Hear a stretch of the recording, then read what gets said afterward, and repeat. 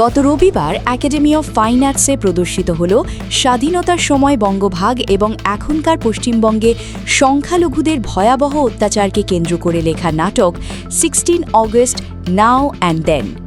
নাটকের মূল চরিত্রে অভিনয় করেছেন নাটকের রচয়িতা প্রবীর মণ্ডল এবং ডাক্তার কৃষ্ণার্জুন মুখার্জি। উভয়ের চরিত্রই দর্শক মহলে বেশ প্রশংসিত হয়েছে। এছাড়াও নাটকটির একটি গুরুত্বপূর্ণ চরিত্রে অভিনয় করেছেন বঙ্গ বিজেপির মুখপাত্র দেবজিৎ সরকার। প্রায় 2 ঘণ্টার কাছাকাছি এই নাটকে তুলে ধরা হয়েছে দেশ স্বাধীনের আগের বছর অর্থাৎ 1946 সালে অবিভক্ত বাংলায় হিন্দুদের ওপরে ঘটে যাওয়া যন্ত্রণাময় অত্যাচারের কাহিনী। এরই সঙ্গে উঠে এসেছে তৃণমূল শাসনকালে সংখ্যালঘু তোষণের ফলে ঘটে যাওয়া মর্মান্তিক ঘটনাগুলি।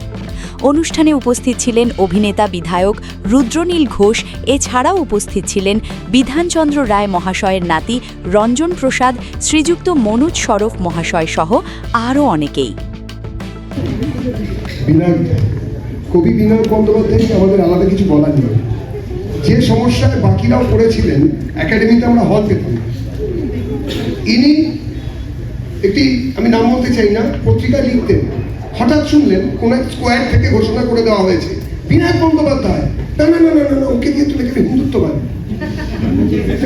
দেবজিৎ সরকার, অরিন্দম ভট্টাচার্য, প্রবীর মণ্ডল, তার টিম, স্বর্ণালী সরকার, আমার বোন এবং ওর মতো কণ্ঠস্বর, এবং যারা আপনারা সামনে এসছেন সবাই ফ্রন্টলাইন সোলজার। আমি শুধু একটা ছোট্ট কথা বলবো, মনে রাখবেন গণতন্ত্রে, সাহিত্যে, সংস্কৃতিতে, শিল্পে, বিজ্ঞানে যারা এগিয়ে থাকে তারা গণতন্ত্রে সবসময় এগিয়ে থাকে না। গণতন্ত্রে তারাই এগিয়ে থাকে যারা লেবার গুণে এগিয়ে থাকে। এটা শো হলে ভালো লাগবে ভেবেছিলাম। ভারতবর্ষের বিফোর পার্টিশন, আফটার পার্টিশন ভারতবর্ষের যে চিত্র সেটাই আর কি নাটকে তুলে ধরা হয়েছে।